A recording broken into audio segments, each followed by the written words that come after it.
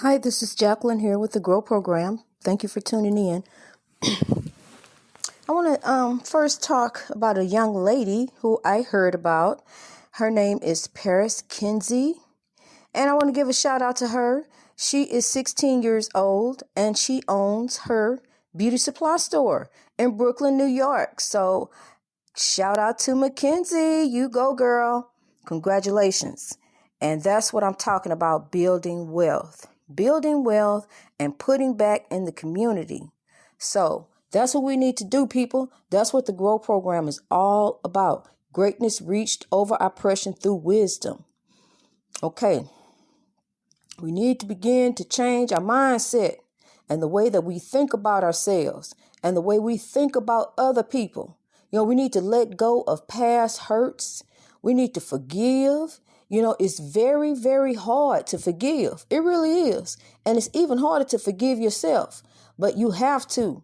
On this journey, you have to forgive yourself and you have to forgive others because you can't carry on that grudge and you can't carry that's weight that you carrying. And once you let that go, a whole weight will be lifted off your shoulders. You'll feel a whole lot better. I'm telling you, you will. And, and it don't necessarily mean once you forgive somebody who wronged you that you have to deal with them. You don't necessarily have to deal with them. You can love them from a distance. You send love and positive energy their way, but you let go of all that past hurt and anger and, and frustration. You have to let go of all that so you can get on the road to building wealth and freeing yourself, freeing your mindset. Okay, people, we're in the political turmoil. It's really sad, the things that are going on politically right now, and some of it's unbelievable that we are actually living in this day and age in the United States, one of the greatest countries in the world. And we have so many people who are affected and dying by the coronavirus. And it's just nobody knows what to do. We have no leadership. We do not. There is no leadership. I mean, I don't understand how, Donald Trump did not go to school to study the earth. He did not go to school to study science. He got his hands off in everything. He has his hands off at the CDC. He has his hands off in the court. He has his hands at the border. He needs to back off and let these people find a cure for us. Let them find a cure that will help us. Let the doctors do their jobs. Stand back and step out the CDC and let those doctors do what they need to do to find a cure. Because Donald Trump, you did not go to school to learn. You didn't study genes and DNA and sickness and cures and vaccines and viruses. You didn't study any of that, Donald Trump. So you need to step back and let these people do their job. They can't do that. They can't do their job with you hovering over them, hovering over everything. Gotta be everywhere. Over here at the Supreme Court, trying to see what she getting ready to do. Donald Trump, you need to sit back and try to unite these people and unite this country. If you want to be a leader, if you really truly want to be a leader, it's just not certain people over here, Donald Trump. When you got in office, it's a whole bunch of different people in here, a bunch of different colors and races that were all mixed up in here together before you came along. So now what you're supposed to do, Donald Trump, is try to unite the people and try to bring the people together instead of dividing people, instead of taking sides, instead of saying it's good people on this side and good people on that side. That's not right, Donald Trump. If somebody is hating on a person because of their color, their skin, that's not a good person, Donald Trump. And you should know that. Okay, so now And another thing, we need to educate ourselves, people. We need to educate ourselves as far as who we voting for. Even no matter where you are, if you're in France, whoever you're voting for, you need to educate yourself before you make those choices and those decisions. Because now we got a bunch of people who up there in the legislature who can't even come up with a stimulus plan, who can help people who out here have lost their jobs. You got children who can't go to school. They don't have role models. The children are lost. My daughter asked me, is the world coming to an end? And so these kids don't know what to do. And then they see the bickering going back and forth on the TV, with the legislators, with the senators. They can't even sit down and talk. I can sit down and talk to anybody. We need to get together and try to come up with some solutions. First of all, we need to unite.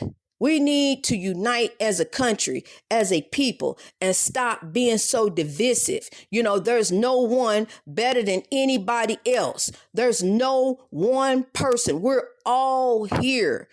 Can't nobody do nothing better than nobody else. I can't fly. The next person can't fly. We all put our clothes on the same way. We all bleed the same blood. We all have the same organs. We need to get together. We need to unite. You need to take that mask off because you're not no better than me. I'm talking about the KKK mask. You need to take that mask off because I can educate you about some things that you really don't want to know. But I can tell you where you really came from, and you really don't want to know that. But so let's just take the mask off and try to learn how to get along. So I want to say that, people, we need to at least try to unite, try to come together, try to be one. We have to. We just have to, I may not like certain things about how you live your lifestyle, but that's your lifestyle. And I have to love you and I have to accept you, because you are here with me, and we have to try to get along. We have to try to live together, live beside one another, and try to make the world a better place. If one person stood up and say, I'm going to make the world a better place, then the next person stood up and the next person. Just imagine how great the world would be. How if we can at least try, at least come together. Mr. Police Officer, when you go make your next stop, I understand you may have had a bad morning. You may have had an argument with your wife. Your kids may not have been behaving that morning, or whatever happened. You may have a headache. But Mr. Police Officer, I'm going to ask you, when you pull that car over, would you please just think for a minute? Just think about that person behind the wheel of that car. Just take a moment, Mr. Police Officer, and try to be a little more understanding. Try not to come in a situation with a rush to hurry up and end it and get it over with. Let's listen to the people. Let's try to calm the situation down a little bit. Maybe, Mr. Police Officer, if you can step to the side and call somebody, somebody to come and help you, to assist a relative of this person, if you will, or a mayor or somebody that you trust. Somebody that's there in the city council that can come and sit back and observe you as you take over this car. We need to do something. We need to do some type of reform, because it's some bad things that are going on right now. And I want to tell you, people, you need to stop calling the police on your people. You need to call some relatives around. You need to call and have somebody, some uncles, some grandfathers, some nieces, nephews, come over and talk and calm this person down, and stop calling the police, because they not really equipped to deal with us with mental illness issues. So I'm just asking, let's think about this, and let's grow. Greatness reached over oppression through wisdom.